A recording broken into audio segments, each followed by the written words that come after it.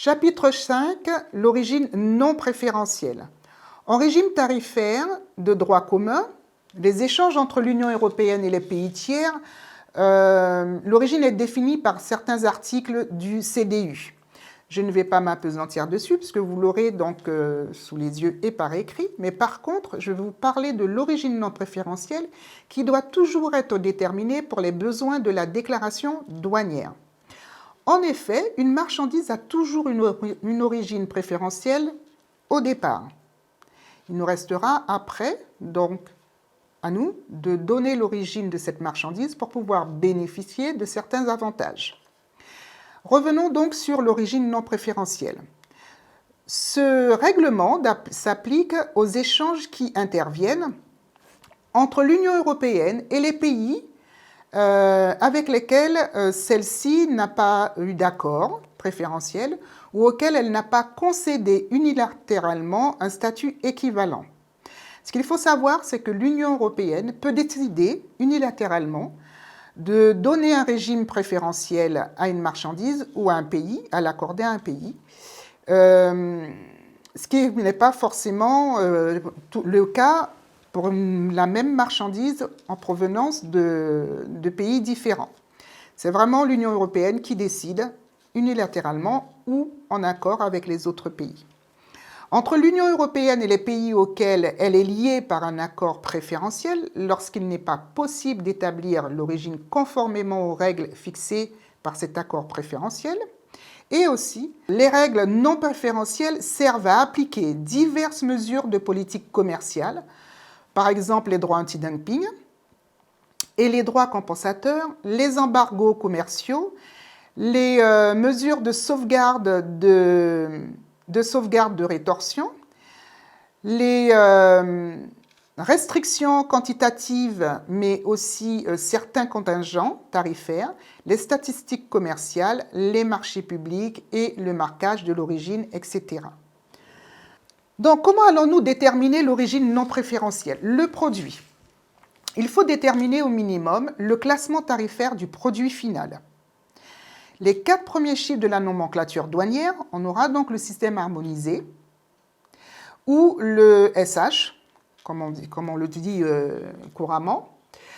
Après sera mis en place donc le processus commercial et il faut connaître de manière certaine la chronologie des différentes opérations de fabrication.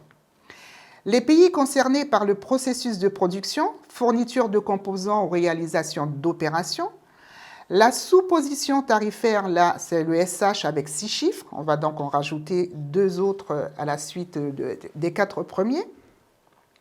Et le prix, bien entendu, des différents composants. Le prix des parts usines du produit fini. Les règles d'origine non préférentielle ne trouvent à s'appliquer que si le produit final est importé ou commercialisé dans l'Union européenne, uniquement.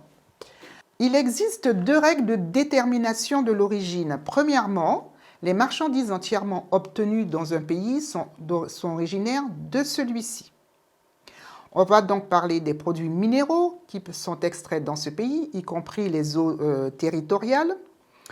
On pourrait avoir aussi les produits du règne végétal qui y sont récoltés, les animaux vivants qui y sont nés ou élevés, les produits provenant d'animaux vivants qui font l'objet d'un élevage, les produits de la chasse, de la pêche, qui y sont pratiqués et y compris aussi dans les eaux territoriales, les produits de la pêche maritime et autres extraits de la mer en dehors de la mer territoriale d'un pays par bateau immatriculé ou enregistré, les produits extraits du sol ou du sous-sol marin situé hors de la mer territoriale, pour autant que ce pays exerce aux fins d'exploitation des droits exclusifs sur ce sol ou le sous-sol, les marchandises qui sont fabriquées exclusivement à partir de produits visés au point ci-dessus.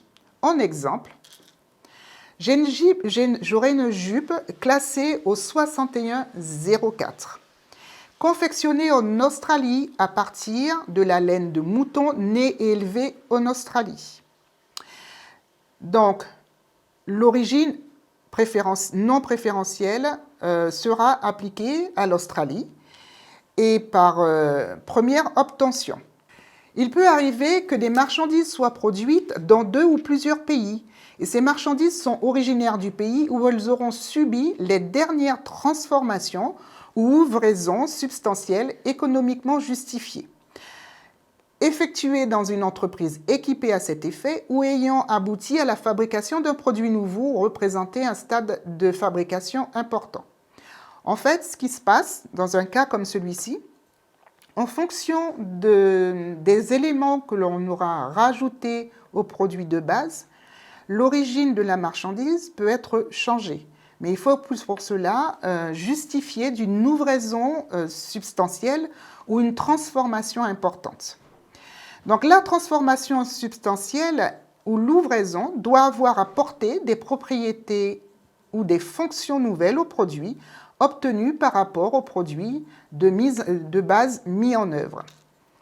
Économiquement justifiée, la transformation doit s'inscrire dans un cycle normal de production visant à élaborer un produit fini ou semi-fini à partir de matières premières. Troisième point, réalisé par une entreprise équipée à cet effet, l'entreprise va donc posséder les équipements nécessaires à la transformation ou à l'ouvraison. Et quatrième point, ayant abouti à un produit nouveau, les caractères originels ont disparu et ont fait place à la propriété neuve, à tout le moins un produit suffisamment transformé. Donc le critère de la dernière transformation substantielle est donc exprimé selon l'une des 3 modalités qui suivent. Dans un premier temps, par une règle exigeant un changement de position tarifaire dans la nomenclature du tarif douanier. Ça veut tout simplement dire qu'en fait, de la marchandise de base, on aura apporté certains éléments qui auront suffisamment transformé cette marchandise pour qu'elle change de tarif douanier. Donc, en exemple, on va avoir des chaussures à dessus en cuir et semelles en caoutchouc classées à la position 6405 qui auront été fabriquées en Chine à partir de caoutchouc classé à la position 4001, importé de Malaisie, de cuir classé à la position 4104, importé d'Argentine, d'origine préférentielle Chine. Il peut s'agir aussi d'un changement de sous-position tarifaire. Deuxième point, par une liste d'opérations d'ouvraison ou de transformation qui confère ou non aux marchandises l'origine du pays dans lequel ces opérations sont effectuées. On aura un premier exemple. Des moutons importés d'Argentine sont abattus au Maroc. Leur viande et les abats sont d'origine non préférentielle Maroc. Si l'abattage est précédé, dans ce cas-là, d'une période d'engraissement d'au moins 2 mois au Maroc. Un deuxième exemple, des roulements à billes fabriqués au Japon à partir d'acier importé de Corée sont d'origine non préférentielle. Le Japon, si est effectué au Japon, Nous aurons un deuxième exemple. Des roulements de habits fabriqués au Japon à partir d'acier importé de Corée seront donc d'origine non préférentielle Japon.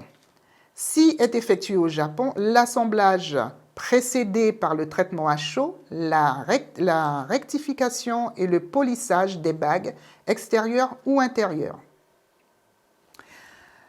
Par une règle de valeur ajoutée, lorsque l'augmentation de la valeur enregistrée par les opérations d'ouvraison et l'incorporation de matières originaires représentent un niveau spécifique au prix de départ usine du produit. Pour cette partie, on aura donc un dernier exemple. Des bracelets de montre fabriqués au Cambodge à partir de matières textiles importées de Chine sont d'origine non préférentielle Cambodge, si ces matières textiles non originaires n'excèdent pas au moins 40% du prix de départ usine des bracelets. Donc voilà pour ce chapitre 5.